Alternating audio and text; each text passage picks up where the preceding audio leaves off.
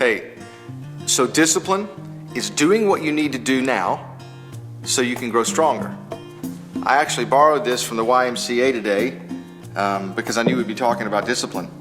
It just so happens I have a membership at the YMCA. I think somehow I believe that because I have a membership, I'll automatically get in shape physically. But there's a thing about getting in shape and physical exercise that's important to understand as it relates to discipline. It's this, that it takes the quantity of quality time before you can actually get in shape. I mean, there's some people who believe it's an issue of quantity time. I could be in the same room with this weight every day, spend quantity amounts of time hanging out around this, but that doesn't mean I'm necessarily going to get in shape. Also, I could take this once a year and decide, since I've been neglecting it, I'm going to have some quality time with it, and I could spend all day working with this, but I guarantee you something would change, something would hurt, but I ultimately wouldn't be in shape physically because I had spent quality time with it. Anybody who understands physical fitness understands the principle that it's the quantity of quality time that's required before you can get in shape. You see, discipline is doing what you need to do now so you can grow stronger. What do we mean by stronger? Well, we're not just talking about physical strength. We're also talking about spiritual strength. It's interesting, in the Bible, there's actually a passage of scripture that takes the idea of physical strength and working out for the sake of the body and compares it to spiritual growth. Listen to this passage. By the way, it's your memory verse. Training the body has some value, but being godly has value in every way. It promises help for the life you are now living and the life to come. So this month, as we talk about the idea of discipline, we want to think about it not only in the context of growing physically stronger, but growing spiritually stronger. What it means to actually decide in our life we'll have certain spiritual priorities, certain spiritual disciplines that will help us become everything God's designed us to be, especially as it relates to growing in our faith with God.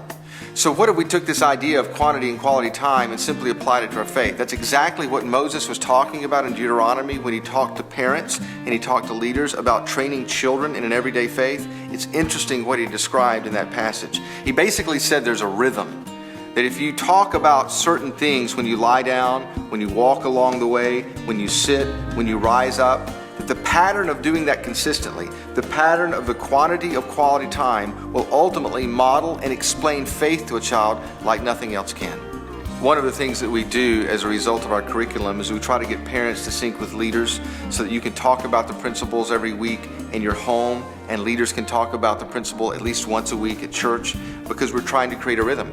We're trying to create a consistent way, a quantity of quality times to unpack certain principles so children can understand them. That's why it's so important for you as a leader, as we begin to explain these 5 disciplines or these 5 faith skills we're going to talk about in just a minute, that you think in terms of how these can work in light of a rhythm or in the light of a consistent plan in your ministry. So here's the goal. Hopefully once a year you'll take these 5 principles, these 5 faith skills that we think it's important for a child to learn, and you'll unpack them at one point in time so they can get a clear picture of how they fit together. And then every 5th week, which happens every month or two, you're going to zero in on one of those faith skills, again, so that you can model it and explain it to a child. And here's the other thing. If you're a small group leader or a parent, we hope that every week you'll be able to model and even give them an experience where they can begin to understand these faith skills on a consistent basis. Why? Because there's power in the quantity of quality time. So by now you may be wondering, okay, exactly what faith skills are you talking about? Well, I'm going to list them for you in just a second, and then we're going to talk about the stories that we want to unpack this month to help you illustrate what each one of these skills are. But they are skills that we think are critical in order for a child to ultimately own their own faith. Isn't that the goal? Isn't the goal one day for the children who walk away from your ministry not to simply depend on you as a leader or to depend on your church to feed them spiritually? Well, by unpacking these faith skills in a consistent way, you'll have an opportunity to lead a child to own their own faith. Faith skill number 1 is simply navigate the Bible. You want children to understand how to locate, how to use, how to survey, how to get the big picture of Scripture so that before they walk away from your ministry, they understand how to use the Bible. Faith skill number 2 is to personalize Scripture. Isn't it true that there are certain passages, certain verses of Scripture that are so critical that by helping a child learn them and memorize them and help it stick in the heart and life of a child, you ultimately can shape their future, because some of those passages will give them the ammunition and the fuel that they need to face a lot of the situations they're going to face. Faith skill number 3 is simply to dialogue with God. One of the greatest things that you can ever do with a child is help a child understand how to pray and understand how to connect with God and have communication with God on a regular basis.